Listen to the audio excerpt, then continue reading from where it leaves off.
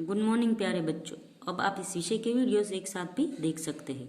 इसके लिए वीडियो के नीचे मेरे चैनल का नाम है, तो चैनल में जाके प्लेलिस्ट में जाएंगे तो इस विषय के वीडियोस एक साथ देख सकेंगे। तो बच्चों, पिछले वीडियो में हम सीख रहे थे हिंदी कक्षा 6 द्वितीय सत्र का पाठ नंबर 7। पाठ का नाम था यह भी एक परीक्षा। इसमें है वो हमने देखा था कि एक विद्यार्थी है जिसको परीक्षा में देरी हो रही है, फिर भी वह बूढ़े भिखारी की सेवा करता है, उसे अस्पताल पहुंचाता है। अभी दूसरा दृश्य यहाँ पे शुरू होता है। प्रधानाध्यापक कक्ष। प्रधानाध्यापक की तख्ती के पीछे प्रधानाध्यापक जी कुछ लिखते हुए। एक अध्यापक का आना। अध्यापक कहता है, सर परीक्षा शुरू हो गई है और देवेंद्र सेन अभी तक अनुपस्थित है। अनुपस्थित है यानी आया नहीं। तो देवेंद्र है वो वही विद्यार्थी है जो बूढ़े भिखारी को अस्पताल ले जा रहा था। तो प्राधान्य अध्यापक, क्या देवेंद्र, क्या बात हुई? वह तो मेधावी छात्र है। मेधावी यानी बुद्धिमान छात्र है। अरे भाई, किसी को स्कूटर लेकर भेजो, लेकिन ठहरो, मेरे पास फोन नंबर है, पहले पता कर लेता हूँ। फोन उठाते हैं। Hello hello hello.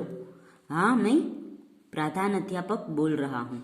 अरे भाई, देवेंद्र की परीक्षा शुरू हो गई, आज पहला दिन है, वह आया क्यों नहीं अभी तक?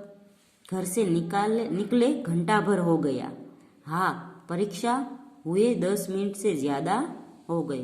तो सामने से किसी ने कहा कि घर से निकले तो घंटा भर हो गया है और परीक्षा शुरू हो भी 10 मिनट पहले हो गई। पता लगाओ भाई, वह तो प्रथम श्रेणी में उत्तीर्ण होने वालों में से है। फोन रखकर उसे घर से निकले बहुत समय हो गया है, आ जाना चाहिए। देखिए, वह आ जाए तो मेरे पास भेजना। वैसे उसके साथ वाले लड़के से मालूम करो, कहीं एक्सीडेंट तो नहीं हो गया। अध्यापक का जाना। कुछ ही देर में के बाद वे देवेंद्र का हाफते हुए आना। तो प्राधान्य अध्यापक यानी प्रिंसिपल होते हैं, उसको भी देवेंद्र की चिंता होने लगती है, क्योंकि देवेंद्र है वो बुद्धिशाली लड़का है और इसलिए वह उसके घर भी फोन करते हैं कि परीक्षा शुरू हुए 10 मिनट हो गए पर भी देवेंद्र अभी आया नहीं। तो घर से जवाब आता है कि देवेंद्र तो 1 घंटा पहले ही घर से निकल गया है। तो प्राध्यान अध्यापक को चिंता हो रही है कि देवेंद्र का कहीं एक्सीडेंट तो नहीं हो गया।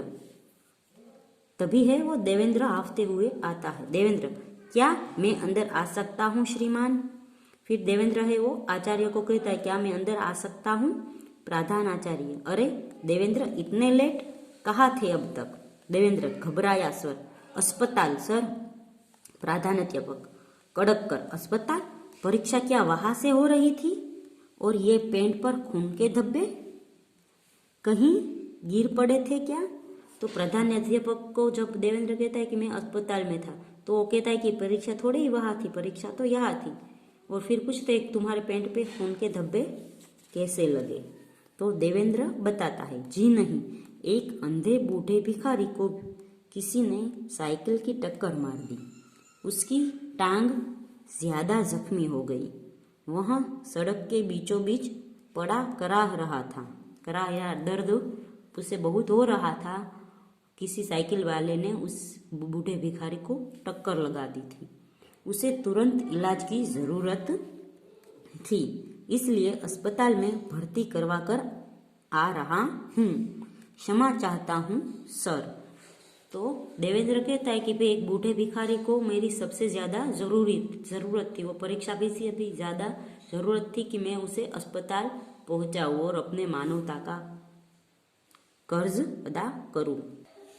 प्रधानाध्यापक, शाबाश, यह जानते हुए भी कि परीक्षा का समय है तुमने अपना कर्तव्य निभाया।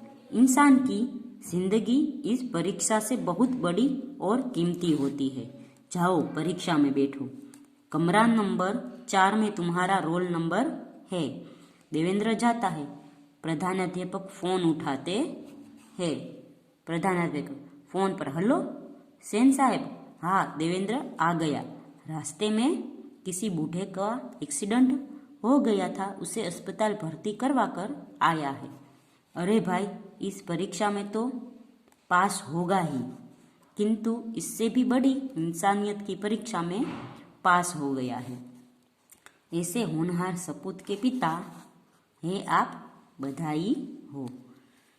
तो प्रधानाध्यापक है वो जब देवेंद्र आ जाता है तो उससे कारण पूछता है कि तुम क्यों लेट आए, तो वो बोलता है कि भाई एक बूढ़े बीमार आदमी को मैं अस्पताल पहुंचा रहा था इसलिए देर हो गई। तो प्रधानाध्यापक उससे खुश हो जाते हैं और उसको परीक्षा देने के लिए मंजूरी देते हैं और ज़्यादा समय भी देते हैं। जो उसका समय चला गया है वह फिर प्रधानाध्यापक है वो देवेंद्र के घर से फोन आता है तो फोन में देवेंद्र की गुणगान करते हैं और कहते हैं कि आपको ऐसा बेटा है, आप ऐसे सपूत के पिता हो, आपको बधाई हो। उसने वो इंसानियत की परीक्षा पास कर ली है और ये परीक्षा तो वह पास कर ही लेगा क्योंकि वो बहुत ही होशियार लड़का है।